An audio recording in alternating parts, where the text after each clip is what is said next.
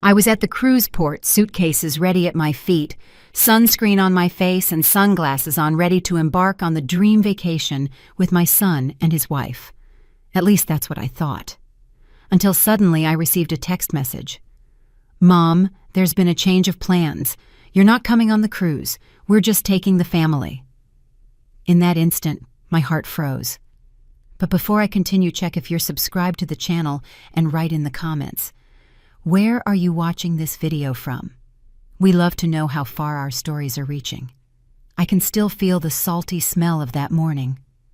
The port of Miami was bustling with excited tourists carrying suitcases and smiles. I was smiling, too anxious for the family cruise we had planned for months. At 62 years old, it would be my first time on a ship, a small dream come true after so much work. My sunscreen in my straw bag, my new beach hat, 3 dresses bought especially for the formal dinners. The happiness of a simple woman about to realize a modest dream. My son Daniel was running late, nothing unusual. Ever since he married Sarah, punctuality had become a luxury item. I sat on a bench near the boarding area and waited, watching the families arrive, animated, hugging, united, like I thought ours would be.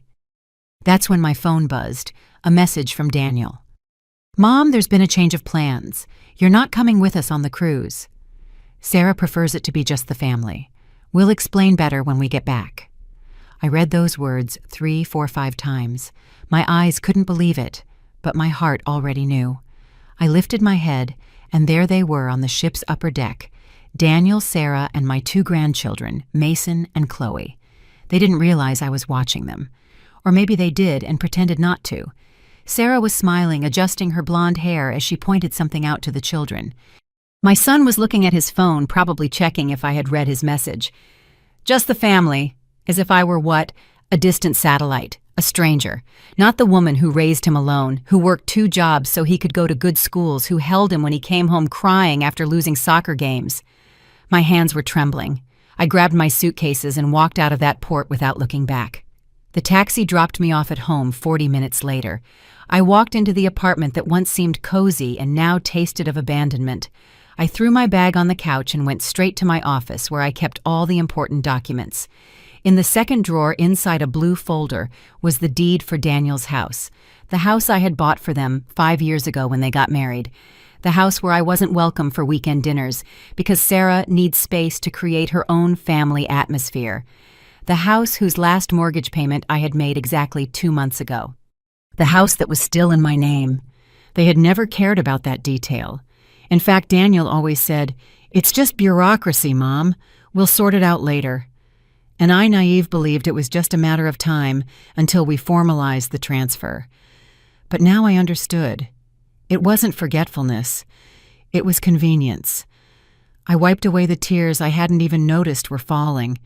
I took a deep breath and made a call. "Mr. Mark, it's Helen Miller. Remember that house I bought for my son?" "Yes, that one. I need to know what my legal options are." As I talked to my lawyer, a strange calm began to wash over me. It wasn't rage, although it was there pulsing under my skin. It was a clarity I had never felt before, as if suddenly all the pieces fit together. Sarah's words about creating healthy boundaries, Daniel's growing distance, the comments about me being too intense with the grandkids, the excuses for not including me in celebrations. Even the fact that for the last few Christmases I received increasingly impersonal gifts, an electric pot, a department store gift card. They weren't isolated incidents, it was a pattern, a plan to slowly push me away, keeping only what interested them. My financial support, my availability for emergencies, my name on the documents of the house they couldn't afford on their own. I had been reduced to a function, an emotional and financial ATM. Mr. Mark confirmed what I already knew. The house was legally mine. I could do whatever I wanted with it. Sell it, rent it, modify it. Everything was in my name, and there was no document promising a future transfer to Daniel.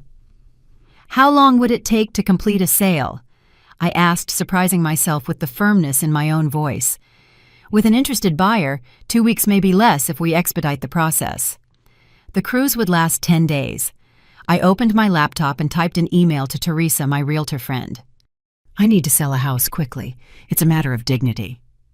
That night I didn't cry anymore. I made a chamomile tea, sat on the balcony, and watched the illuminated city skyline. For the first time in years, I wasn't thinking about Daniel, Sarah, or the grandkids. I was thinking about me. Who was I before I became Daniel's mom, or the kids' grandma? I remembered the Helen who loved to dance, who dreamed of seeing Paris, who had her own friends and interests. The Helen who had been gradually erased to make way for a convenient version of myself, one that fit perfectly into the corners of their lives without bothering, without taking up too much space. That message at the port hadn't just been an exclusion from a cruise. It had been a cruel reminder that to them I was no longer essential. I was disposable, an extra, not family. Well, if that's how they wanted to play, I had my own cards, and it was time to use them. I took out my journal and started writing a plan. Not for revenge, although there was a bitter taste of justice in it all. It was for survival. It was for self-respect. While their ship sailed away from the Caribbean coast, I began to chart my own course, a course where, for the first time in decades, I was the priority. The following week was a whirlwind of calculated actions. Teresa, my realtor friend, found an interested couple in just 3 days. Young, no kids with cash. We scheduled a showing for the next day. I needed an excuse to get into Daniel's house. After all, even though it was legally mine, they considered it their home. I used the key I always kept. For emergencies, Mom, Daniel used to say. I entered with the strange feeling of invading a space that belonged to me on paper, but not in their hearts. I came to pick up some plants to take care of while you're away, I told the curious neighbor who was watching me from her garden. She smiled, believing me. After all, I was Daniel's dedicated mother, known by everyone in the neighborhood. Inside the house, I was met by silence and memories.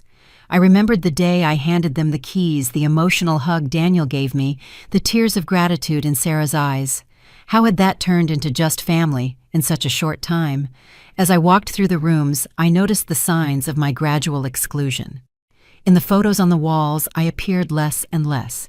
In the latest picture frames, I wasn't in any of them. On the bookshelves, no book I had given was displayed. Even the quilt I had knitted for them was stored in the closet, replaced by a store-bought one. In Daniel's office, I opened drawers looking for any document related to the house. That's when I found an envelope with a lawyer's letterhead. Inside, a draft document titled Property Transfer, dated 3 months ago, but never signed or presented to me. The text was clear. They plan to ask for the house to be transferred to their name as soon as the last payment was made. That is 2 months ago. But something stopped them. Maybe they calculated I wouldn't agree so easily, or maybe they were waiting for the perfect moment to bring it up when I was emotionally vulnerable. I put the document in my purse. Evidence. Not that I needed more reasons to go ahead with my plan, but that confirmed my suspicions. It wasn't an oversight. It was a strategy. The next day, the interested couple visited the house. Emily and Robert, both doctors, fell in love with the property. "It's perfect for us," they said, unaware of the drama surrounding those walls. They made an offer above market value with cash payment and a closing date in 1 week.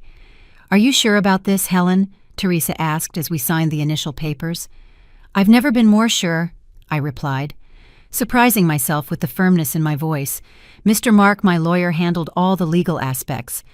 He explained that as the registered owner, I had every right to sell the property. "They can't claim surprise or ignorance since the property was always clearly in your name," he explained. The sale was finalized in record time. The money was deposited into my account, and the new owners would receive the keys on July 27th, 1 day before the cruise returned. There was one more detail to handle. What would they find when they came back? I didn't want to just disappear. I wanted them to understand the consequences of their choices. So I wrote a letter. "Daniel and Sarah, the house you called home has been sold. It was always legally mine, as you well knew. Just as you knew, I finished paying off the mortgage 2 months ago using my retirement funds. When I received your message saying I wasn't family enough to join you on the cruise, I finally understood my place in your life, a convenient peripheral place available only when needed. The new owners will move in tomorrow. Your personal belongings have been stored in a storage unit paid for 3 months. The key and address are with Mr. Mark Almeida, whose contact information is attached. Don't bother looking for me.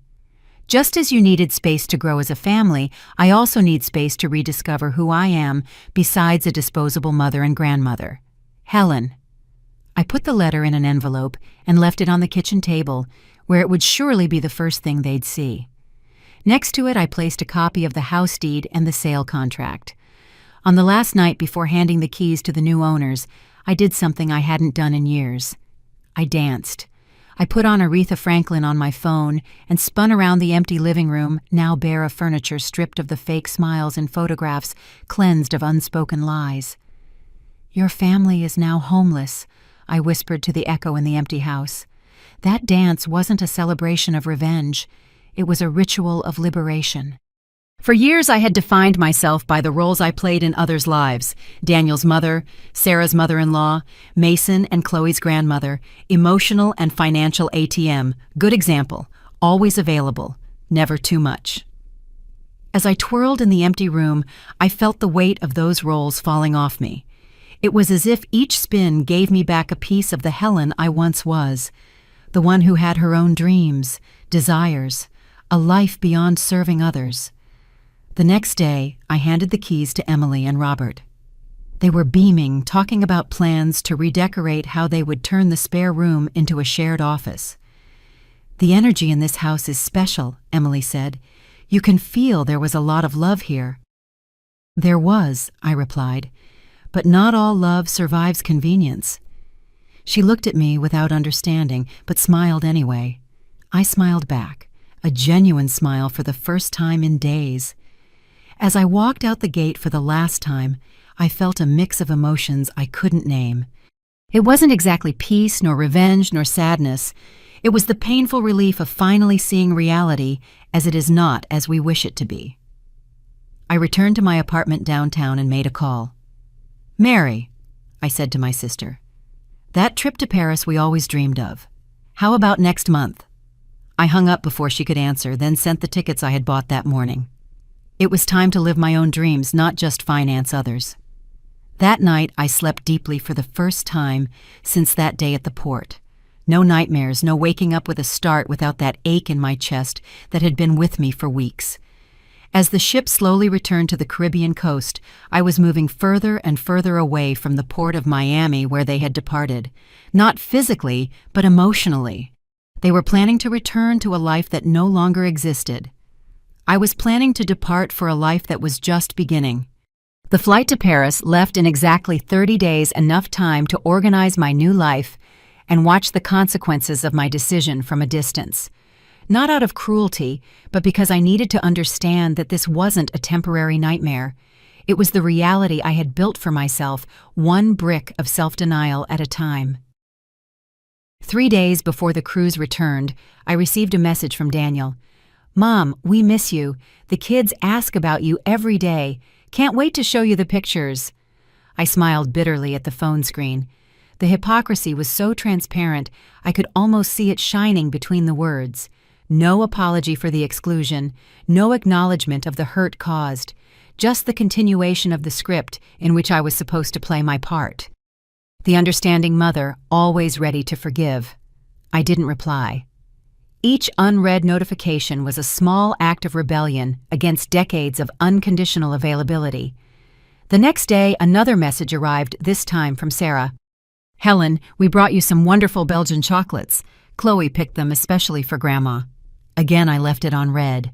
Silence was my only possible response at that moment, because if I started talking, I might not be able to stop, and I wasn't ready for that confrontation yet. 24 hours before they disembarked, Daniel called. I let it go to voicemail. "Mom, it's weird that you're not answering. Is everything okay? We're worried. We arrive tomorrow at 6 in the evening. Can we come over for dinner? The kids miss you."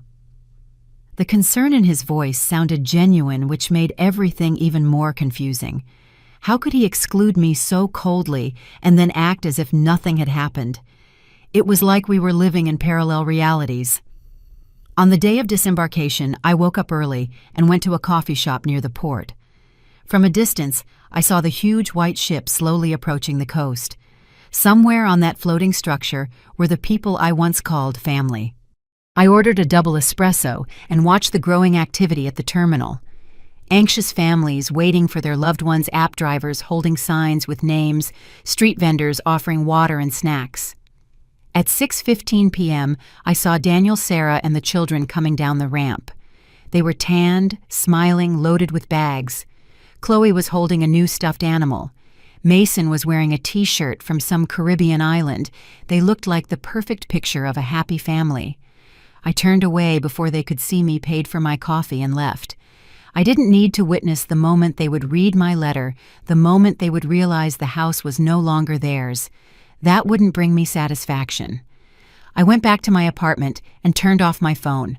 Whatever happened in the next few hours, I didn't want to be a witness. It wasn't about torturing them or savoring their confusion. It was about finally creating the space I needed to heal from decades of small disappointments. That night I slept a restless sleep. Part of me still felt guilty, conditioned to put their needs before my own.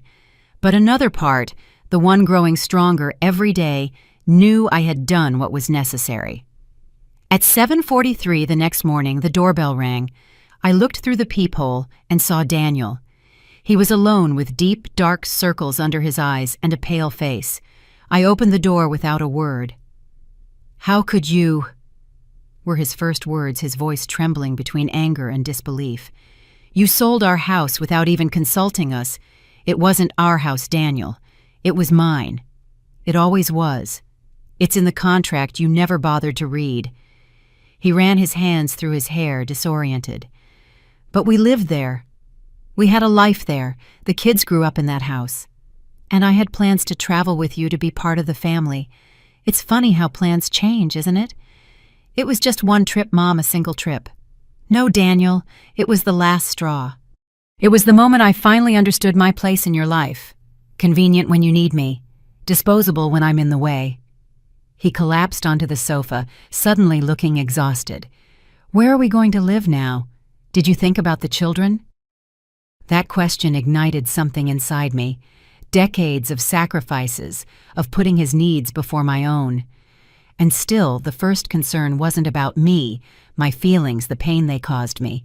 It was about the inconvenience I had created. "You have 3 months of storage paid for, enough time to find another place." And yes, I thought about the children. I thought about what kind of adults they will become, watching how they treat their own mother. Daniel looked at me as if I were a stranger. In a way, maybe I was. The mother he knew, docile, always available, ready to sacrifice everything, had disappeared at the port that day.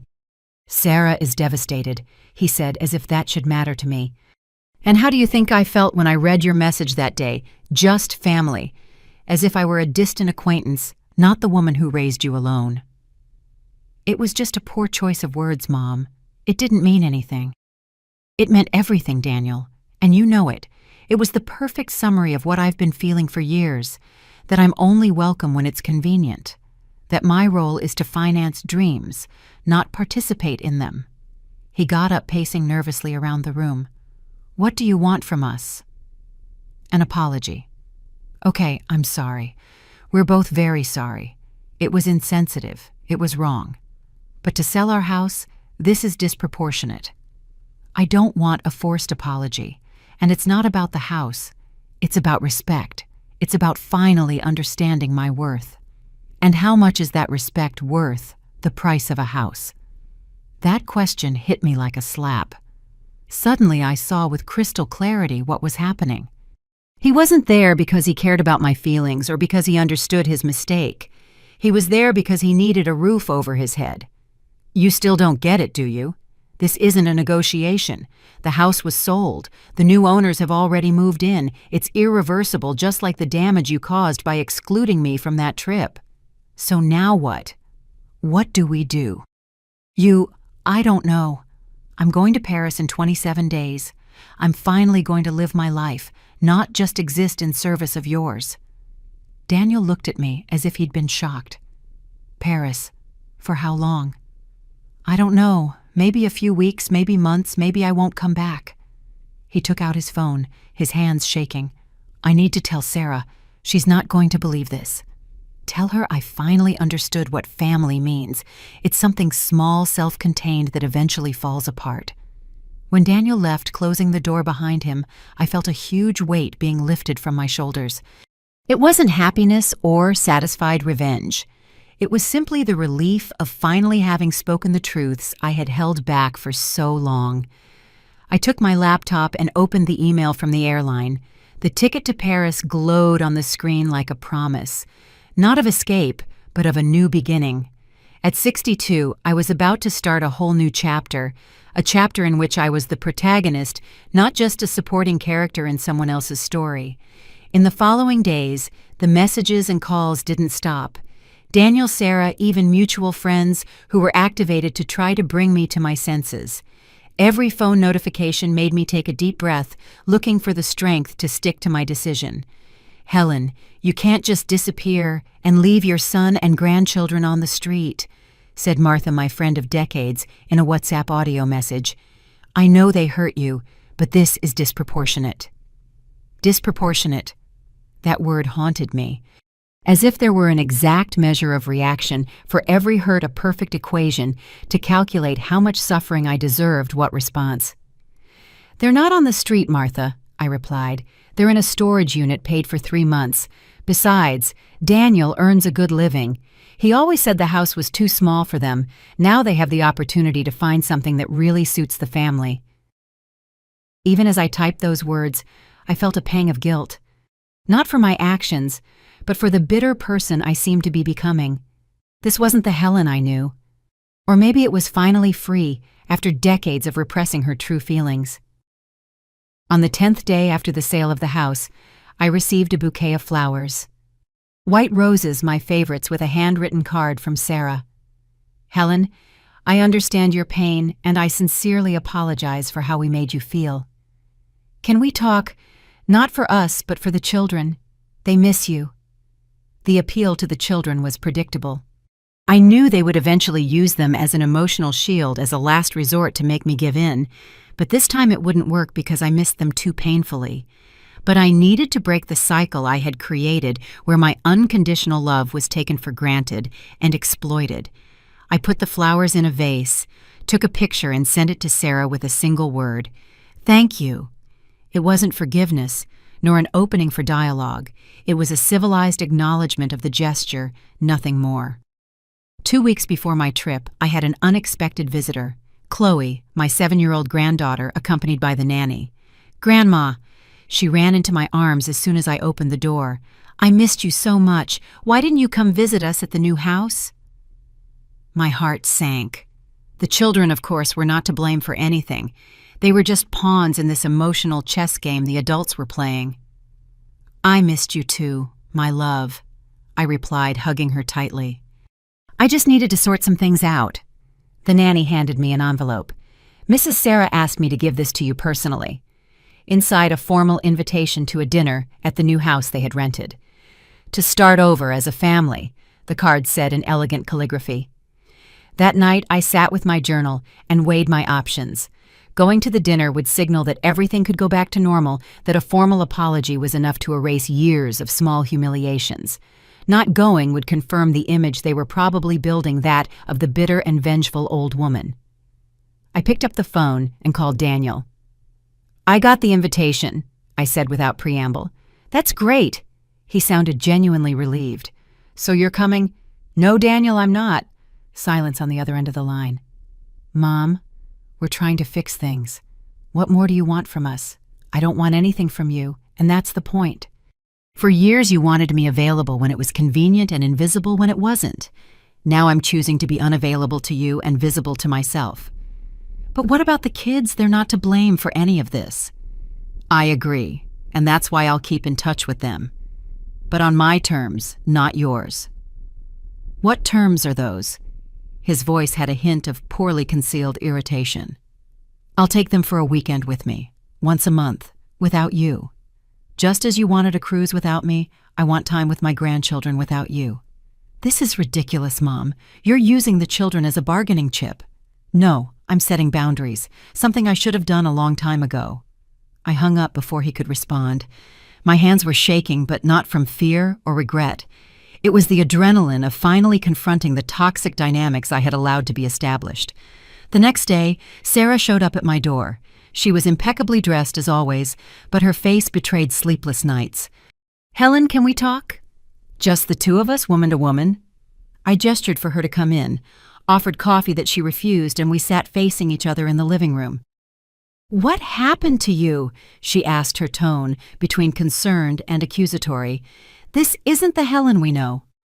"You're right, it's not. That Helen died at the port when she read her son's message saying she wasn't family enough for a cruise." Sarah looked down. "It was a terrible mistake. We were stressed with the preparations. I wasn't feeling well with my mother being sick. It was an impulsive decision." Impulsive would be forgetting to tell me about a dinner.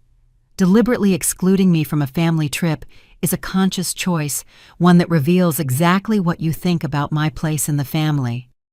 Sarah sighed, adjusting the pearl necklace I had given her last Christmas. "We were always grateful for everything you did for us, Helen. The house, the financial support, the help with the kids." "Were you grateful? Is that how you show gratitude, by treating me like an employee whose services you can dispense with when it's inconvenient?" "It's not fair to put it that way," she protested, her voice trembling. "We've tried to build our own family, our own identity as a couple.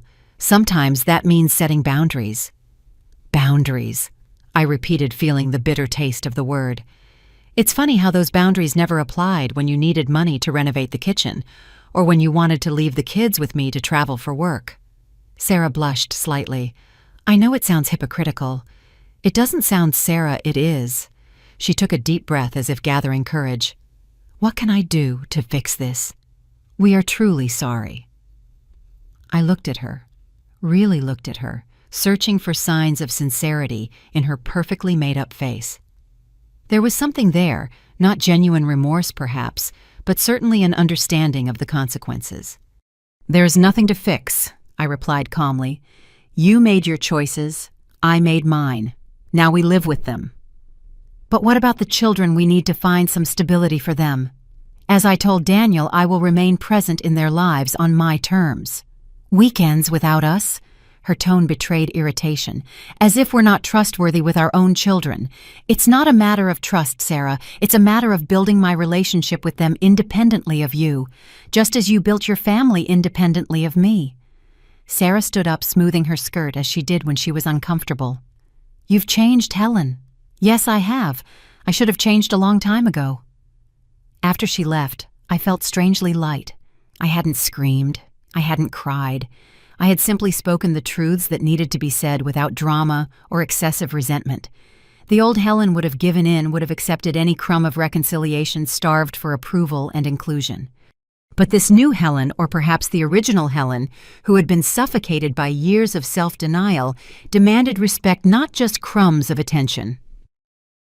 The following week before my trip, I kept my promise. I picked up Chloe and Mason to spend a day with me. I took them to the zoo. We bought ice cream, took silly pictures, talked about everything and nothing, their school friends, their favorite animals, the book Chloe was reading. At no point did I mention their parents or the situation between us adults. They were children. They deserved to be spared from adult dramas. When I dropped them off, Daniel was waiting for me at the door, tense. "Did you have fun?" he asked, trying to sound casual.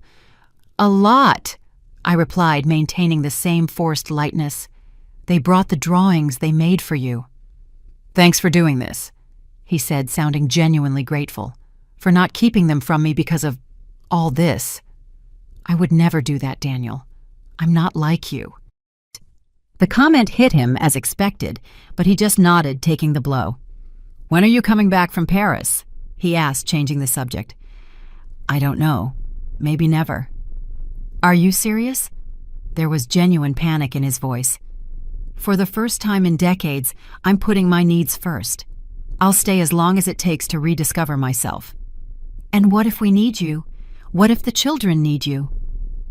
I smiled, not with joy, but with the certainty of someone who finally understood her worth. "You survived without me for 10 days on a cruise. I'm sure you'll survive during my trip."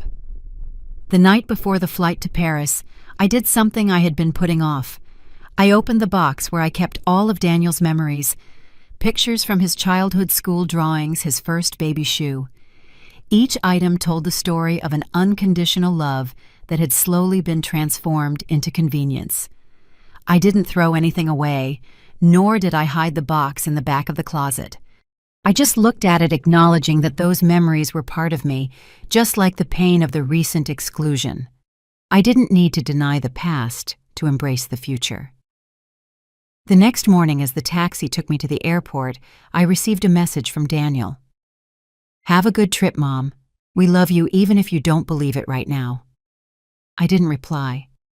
Not because I didn't believe in their love, but because I had learned that love without respect is just an empty word, an excuse to continue harmful behaviors.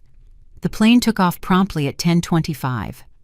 As America was left behind, I felt like I was breathing freely for the first time in years. It wasn't just a geographical journey, it was a journey into myself, to rediscover the Helen that existed before being Daniel's mom or the kid's grandma. The Helen who had her own dreams, desires a life that wasn't summed up by serving others. The flight attendant served champagne in business class, a luxury I had allowed myself with the money from the house sale. I raised my glass in a silent toast not to the end of a family, but to the beginning of myself. Paris greeted me with a light rain and gray sky, but even that didn't diminish the magic of the moment. Mary, my sister, was waiting at the airport with a colorful umbrella and a huge smile. "Welcome to your new life," she said, hugging me tightly. Mary was always my opposite. She never married, never had children, built an international career, and lived between Paris and Cancun for decades. While I dedicated my life to Daniel, she dedicated hers to herself. For years, I felt a veiled superiority in relation to her choices, as if my maternal sacrifices were somehow nobler than her selfish life, as we used to call it in our family conversations. Now at 62, I was beginning to question who had really made the wiser choices. "How are you feeling?" Mary asked as her driver navigated us through the Parisian traffic. "Free, scared, guilty, all at the same time," she laughed. "Welcome to real life, sister, where no emotion exists in isolation and all decisions have a price." Mary's apartment was in the Marais, a historic neighborhood full of galleries, cafes, and independent designer shops. Her sophisticated lifestyle had always seemed extravagant to me, almost frivolous. Now I saw how she had created a life that reflected exactly who she was, without compromises, without unnecessary sacrifices. "I've prepared the guest room, but I think we need to find your own space soon," she said, as she showed me the beautiful room overlooking an inner courtyard. "How long are you planning to stay?" "I don't know," I answered honestly. "I never planned anything beyond selling the house and buying the ticket." "Perfect," Mary smiled. "The best journeys are the ones without a defined script." In the following days, I immersed myself in Paris like a thirsty person in an oasis. We visited museums, sat in cafes, watching people walked for hours along the Seine. I absorbed every moment like a sponge, filling a void I didn't even know existed inside me. My phone remained mostly off. I turned it on only once a day, usually at night, to check important messages and make a short video call with Chloe and Mason. The conversations were always light-focused on their daily activities and my discoveries in Paris. We never talked about the situation with their parents or when I would be back. A week after my arrival, Mary organized a dinner with some of her friends, artists, writers, university professors. Fascinating people who lived intense and meaningful lives well into their 60s. "This is my sister Helen." She introduced me to an elegant woman with gray hair. She finally discovered there's life beyond being a mother and grandmother. At another time, I would have been offended by that description, but that night, between laughter and glasses of red wine, I recognized the truth in her words. "And what do you do, Helen?" asked Philip, a comparative literature professor. "I'm rediscovering who I am," I replied, surprised by my own honesty. "I spent decades being defined by my roles in others' lives. Now I'm writing my own definition." "Ah, a journey of self-discovery," he smiled, "the most important of all journeys." That night was revealing. For the first time in decades, I was seen and appreciated as Helen. Not as someone's mother, someone's grandmother, someone's mother-in-law. Just Helen with her own opinions, stories, and dreams. The next day, Mary surprised me with a proposal. I have a friend who rents a small apartment in the 11th arrondissement. Nothing fancy, but with all the Parisian charm. Want to see it? Rent for me, but I don't know how long I'll stay. Exactly why. No long-term commitment. Just a place of your own while you decide your next steps. The apartment was a typical Parisian studio. Small but perfectly organized, with high windows that let in the golden autumn light. Old wooden floor that creaked slightly underfoot. A tiny but functional kitchen. "It's perfect," I whispered, feeling that this space symbolized exactly where I was in life. A transitional place, but mine. A beginning. That same afternoon, I signed a 3-month renewable lease. With part of the money from the house sale, I could afford this transition period without immediate financial worries. After 2 weeks in Paris, I received an email from Mr. Mark. Daniel had hired a lawyer and was threatening to contest the sale of the house, claiming there was a verbal agreement that the property would eventually be his. "Don't worry," Mr. Mark wrote.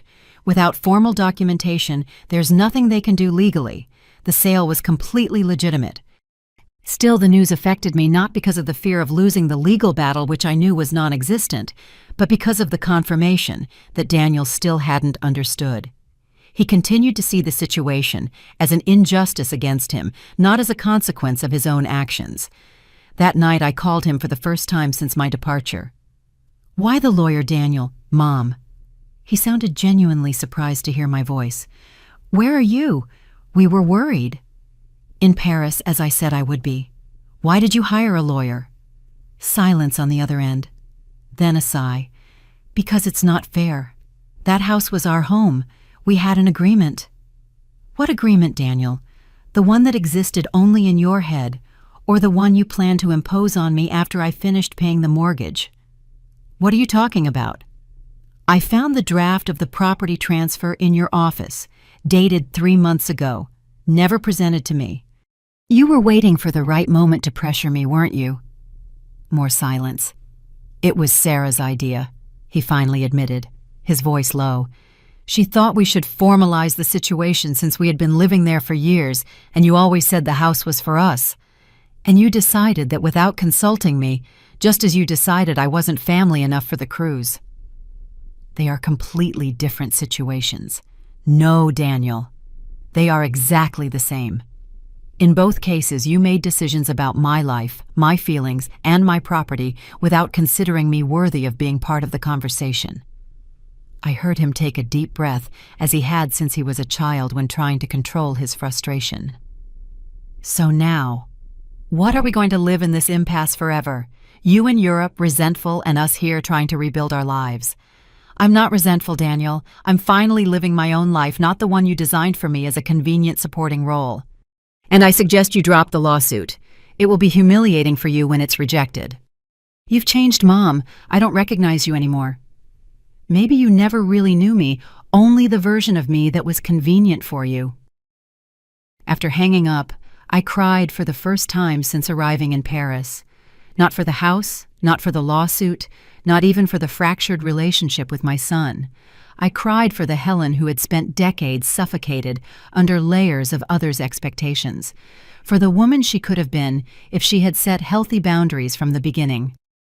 The next morning, Mary found me on the balcony, watching the street movement with a cup of coffee. "Tough night?" she asked, noticing my swollen eyes. "Daniel hired a lawyer. He wants to contest the sale of the house." Mary let out a dry laugh. "Of course he did. When people lose their privileges, they call it injustice." "He's my son, Mary, despite everything." "Yes, and you love him. But loving doesn't mean letting yourself be exploited. You didn't take anything that was rightfully his. You just stopped giving what was rightfully yours." Her words resonated deeply. For my entire life, I had confused love with sacrifice, generosity with self-denial, as if loving necessarily meant diminishing myself, becoming less so that the other could be more. But true love for others and for oneself didn't demand that imbalance. It didn't ask me to disappear so that others could shine. That afternoon, I did something I had never done before. I enrolled in a watercolor painting course. a teenage passion I had abandoned when I got pregnant with Daniel, considering it a frivolous hobby, incompatible with maternal responsibilities. The studio was in an old building in Montmartre with huge windows that framed the rooftops of Paris like a living painting. The teacher, a man with white hair and ink-stained hands, greeted us with a gentle smile. "Watercolor is like life," he said, demonstrating a soft brushstroke. "You can guide the water, but you can never completely control it. The beauty is in accepting the unpredictable paths it chooses." As I mixed colors and watched them flow across the paper, I had an epiphany. This was exactly what I was learning to do with my own life. Guide, not control. Accept the unpredictable. Find beauty in unexpected paths. At the end of the class, I had created a small landscape, imperfect certainly, but vibrant with colors and possibilities, just like the new chapter I was beginning to write for myself. Autumn in Paris turned the trees into explosions of red and gold, as if the entire city was celebrating my personal transformation. The days grew shorter, but somehow my hours seemed fuller, more meaningful. I established a routine that was exclusively mine. I would wake up early, have coffee at a small boulangerie on the corner where the owner already recognized me and would save me a still warm croissant. I walked through different parks every day. I attended my watercolor classes twice a week. And at night, I often had dinner with Mary and her friends, or simply stayed in my small apartment reading or painting. It was a simple life, but completely mine. Every decision, every moment was chosen by me and for me. The weeks passed, and the frequency of Daniel's messages gradually decreased. Mr. Mark informed me that he had dropped the lawsuit, finally accepting that he had no basis for a contest. I continued to have regular video calls with Chloe and Mason, but even these became less frequent as they adapted to the new family dynamic. In mid-November, I received an unexpected email from Sarah. "Helen, I hope you are well in Paris. The photos you send the children are beautiful. They love showing their friends where Grandma is living now. I am writing to apologize. Genuinely this time, not for the practical inconveniences we caused each other, but for the emotional damage we caused you over the years. Daniel and I have been in couples therapy since you left. It wasn't easy to face certain truths about ourselves, about how we treated you, about the toxic patterns we established. The therapist helped us see how we normalized manipulative and selfish behaviors, disguising them as setting healthy boundaries or building our own family. The truth is, we took your generosity for granted. Worse, we consciously exploited it, knowing you would never say no. You would never set firm boundaries. You would never demand reciprocity. I don't expect you to forgive or forget, nor am I asking you to come back or restore the previous situation. I just wanted you to know that your drastic decision forced us to confront painful truths and start making real changes. Daniel has difficulty expressing this, so I'm taking the liberty of speaking for both of us. He is still processing a lot of anger and guilt, but he is making progress. The children are well. We miss you, but we respect your journey. With sincere wishes for your well-being, Sarah." I read the email several times, trying to discern manipulation disguised as sincerity. But something in those words sounded different from previous attempts at reconciliation. There were no implicit requests, no mention of the house or the financial situation, no attempt to use the children as emotional leverage. I showed the email to Mary during dinner that night. "What do you think?" I asked as she read it carefully. "It seems sincere," she said finally, handing back my tablet. "But the important question is, what do you think?" I reflected for a moment. "I think they are finally understanding not just what I did, but why I did it." "And does that change anything for you?" "I don't know," I answered honestly. "I'm not ready to forgive completely, nor to go back to the old dynamic." "Nor should you," Mary affirmed, pouring more wine into our glasses. "Forgiveness, when it comes, should be for your own peace, not for their comfort. And regardless of forgiveness, you must never again accept being treated as before." I nodded, absorbing the wisdom of her words. That night I replied briefly to Sarah. "Thank you for the email. I appreciate the honesty and acknowledgement.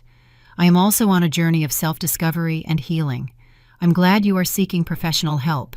The children are always welcome in my life, as is honest communication between us adults. Helen." Short, without promises or concessions, but also without hostility. a small step in the direction of something new. Not a restoration of the past, but perhaps the construction of a different future.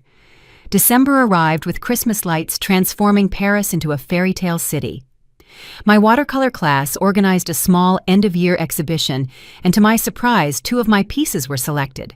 Nothing grand, just a small gallery in the Marais, but for me, it represented something monumental, the recognition of my value beyond family roles. On the day of the exhibition opening, I stood in front of my framed watercolor, a view of the Seine at sunset with shades of blue and purple blending on the horizon. It wasn't technically perfect, but it captured something real, a moment of peace I had experienced alone sitting on the riverbank. "It's beautiful," said a familiar voice behind me. I turned around astonished, and there was Daniel. "What are you doing here?" I asked, almost breathless with surprise. "Sarah saw the exhibition invitation on your Facebook. I thought maybe it was time for a face-to-face conversation." He looked different, thinner, with subtle dark circles under his eyes, but also with a softer, less defensive expression.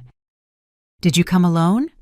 "Yes. Sarah stayed with the kids. She understood that we needed this time, just the 2 of us." We left the gallery and walked to a nearby cafe.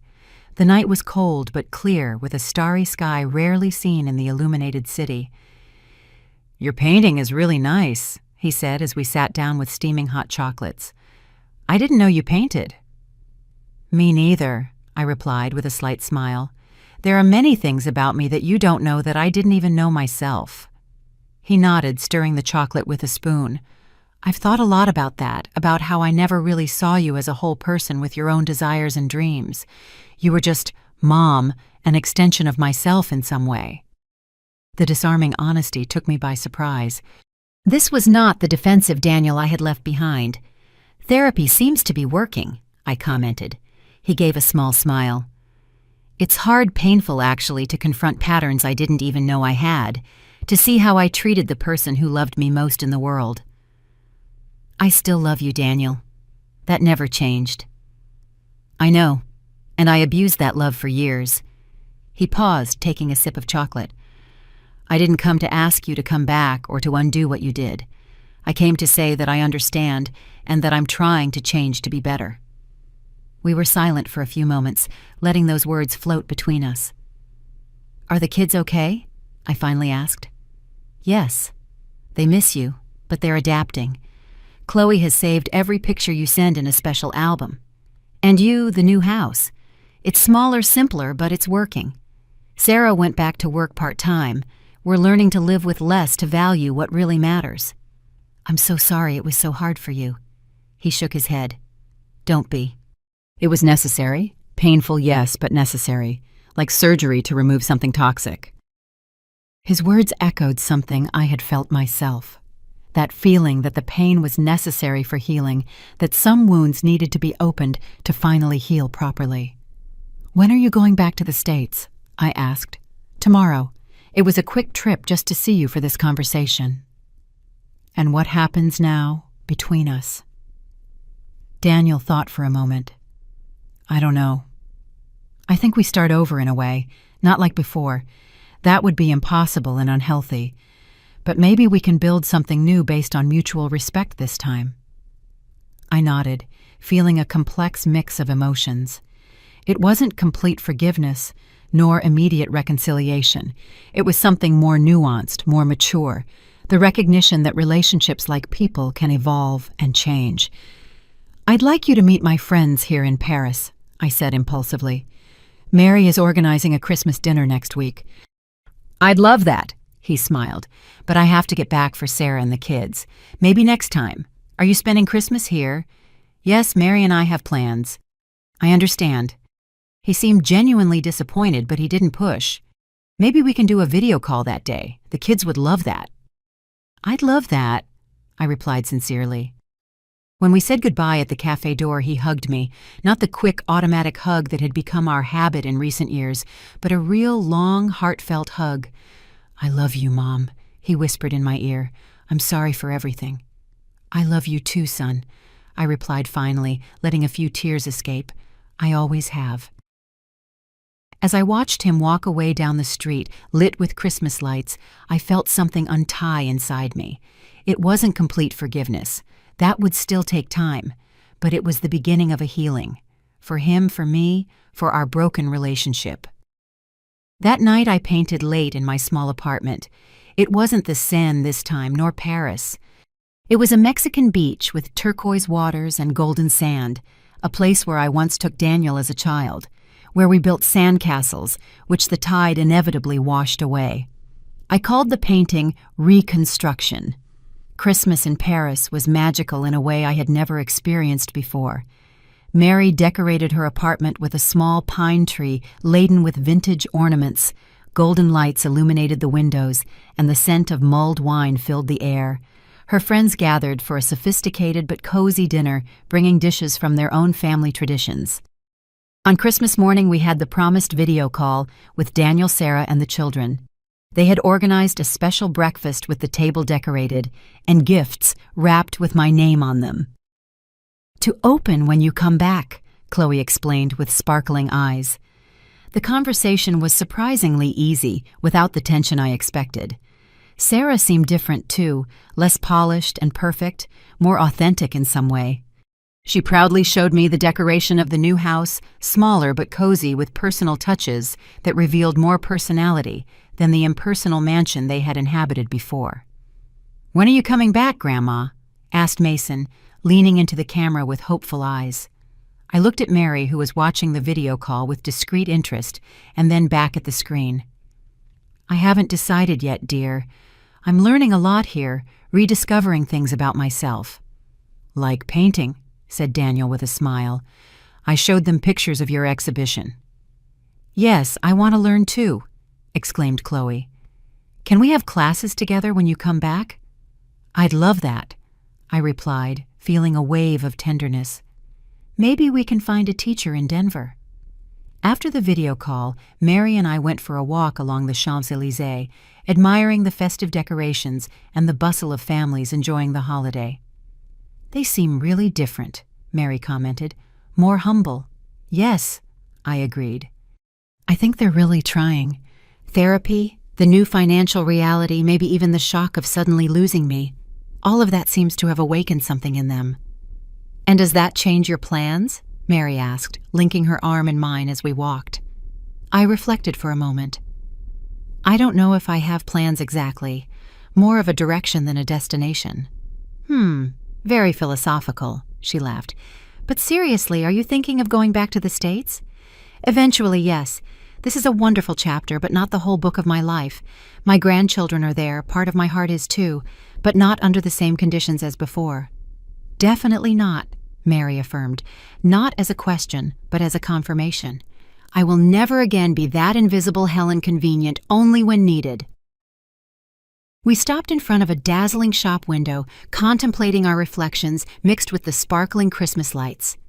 Two middle-aged women, similar in features, but so different in life experiences united by blood and shared history. "Do you know what impresses me most about this whole story?" Mary said, adjusting her red scarf. "It's not the revenge itself, although it was masterfully executed. It's how you emerged from it. Many people become bitter, consumed by resentment, even when they win. But you flourished." Her words touched me deeply because they captured exactly what I myself had begun to perceive. The sale of the house had not been the end of the story, but the beginning. It wasn't about punishing Daniel and Sarah, but about freeing myself from the invisible chains that I myself had helped forge over the years. January arrived with a light snow covering the Parisian rooftops, transforming the city into a fairy tale landscape. My lease was ending, and I needed to make a decision. Renew for another 3 months or go back to the States. On a particularly cold afternoon, walking through the almost deserted Luxembourg garden, I made my decision. It was time to go back. Not out of obligation or guilt, not yielding to family pressure, but because I was ready to build the next chapter of my life. One that included my family, but also so much more. I called Daniel that night and shared my decision. "I'm coming back in February," I said, "but with some conditions." "What are they?" His voice showed a mix of joy and caution. "I'm going to maintain my independence. I've already rented an apartment near yours, but I don't want to live with you or be a full-time babysitter." "I understand and respect that," he replied promptly. "I want to keep painting. I found a studio in Denver that offers classes similar to the ones I have here." "Of course, Mom, your time is your own. And we need to establish clear boundaries and mutual respect, all of us. Even the children need to understand that Grandma has her own life." "We're working on that in therapy," he said, "learning about healthy boundaries, not just to protect ourselves, but to respect others too." The ease with which he accepted my conditions confirmed what I had already perceived. Something fundamental had changed, not just in me, but in him too. Maybe in all of us. The following weeks were a whirlwind of preparations. Mailing some paintings and books, packing suitcases, saying goodbye to the new friends I had made. Paris had given me so much in such a short time, not just memories and skills, but a renewed version of myself. On the last night before my departure, Mary organized a farewell dinner. During the toast, she looked me deep in the eyes and said, "To my sister Helen, who showed that it's never too late to reinvent yourself." On the flight back to the States, I reflected on the extraordinary journey of the last few months. I had left as a wounded woman seeking revenge, but I was returning as someone much more complex. A woman with clear boundaries, with her own passions, with a new understanding of her worth beyond family roles. Revenge had only been the catalyst, the necessary push for a much deeper transformation. Daniel and the children were waiting for me at the airport with handmade signs and genuine smiles. Sarah was there too, more reserved but visibly trying. I hugged them all, feeling the family warmth mixed with a new dynamic still taking shape. "Welcome back," said Daniel, carrying my suitcases. Or maybe I should say, "Welcome to a new beginning." "I like that," I replied, smiling. "A new beginning for all of us." In the following weeks, we gradually established our new dynamic. Weekly family dinners where we talked about real issues, not just superficialities. Special days with the grandchildren where I took them to parks, museums, and yes, the watercolor classes Chloe had asked for so much. And most importantly, time for myself. My cozy apartment, my studio 3 times a week, new friends, a life that was truly mine. Daniel and Sarah continued in therapy, learning to build a healthier relationship, not only with me, but with each other. The loss of the house, though traumatic, had forced a reevaluation of priorities that was slowly transforming them into better people. On a particularly pleasant Sunday, 6 months after my return, we were all gathered for a barbecue in the backyard of their apartment, smaller than the old house, but much cozier. I watched the scene with a sense of peace I never imagined possible after that day at the port. Daniel grilling Sarah, setting the table, the children playing on the lawn, me contributing a dessert I had learned to make in Paris. "You know what I'm thinking," said Daniel, approaching with a glass of wine. "I never properly thanked you." "For what?" "For being strong enough to force us to change, for not accepting being treated that way. If you had just given in like you always did, we would still be trapped in that toxic cycle." His words surprised me. I had never thought of my revenge as a gift to them too, but in a way it had been. The pain of loss, the humiliation, the forced awakening, all of that had created space for something new and potentially better. "I still miss it sometimes," he continued, looking at the horizon. "The house, it was nice, spacious. But I realized it was never really a home. It was more of a trophy, a status symbol. This place..." He gestured to the small garden where we were, with its imperfections and limited space, feels much more like ours. I nodded, understanding perfectly what he meant. Sometimes we lose something valuable only to discover that what was truly precious was somewhere else. "Sometimes I wonder," I said, "if I would have found the courage to change if I hadn't been so drastically excluded that day, if I would have rediscovered painting Paris, my independence." "I can't change what I did," Daniel replied, his voice thick with emotion. "But I can promise that I will never make you feel invisible again." "That's all I ever wanted," I replied honestly, "to be seen not just as a mother or grandmother, but as Helen." That afternoon, as I was painting with Chloe in the small studio I had set up in my apartment, she asked me an unexpected question. "Grandma, have you forgiven Daddy and Mommy for not taking you on the cruise?" I paused, searching for words a child could understand, but that were still true. "You know, Chloe, forgiving doesn't mean pretending something painful didn't happen or that it didn't matter. It means deciding not to let that pain control your future. And yes, I am forgiving a little more every day." "Like in your paintings," she said, surprising me with her insight. "When you make a mistake, you can't erase it, but you can turn the mistake into something beautiful." I smiled, amazed at the wisdom of this 8-year-old girl. "Exactly like that, my love. Exactly like that." Life continued its flow with new patterns establishing themselves. I was no longer the infinite source of financial and emotional support for Daniel and Sarah, nor did I want to be. But I was a constant and valued presence in their lives, especially for my grandchildren. I was also a developing artist, a friend, a traveler, a woman rediscovering dormant passions and cultivating new ones. The house I sold was never mentioned again, as if we all tacitly understood that it represented a closed chapter in our lives. The new owners had extensively renovated it. Once we passed by it during a walk, and we barely recognized it. "It looks like a different life," Daniel commented. "It was," I replied simply. On my 63rd birthday, I received a surprising gift from Daniel and Sarah, a ticket to Italy, and enrollment in a painting workshop in Tuscany. "So you can continue your journey," said the card that accompanied the gift, "with all our love and respect." Looking at the envelope with the tickets, I realized I had come full circle. The pain of that day at the port had been transformed into something completely unexpected. Freedom. Not just physical or financial, but the inner freedom to finally live as the woman I was always meant to be. Revenge had only been the beginning. The rebirth that followed that was the real triumph. Now, if you liked this story, go ahead and click on this next video appearing on your screen, because in it is a story of betrayal and revolt like you've never seen before on Elderly Stories.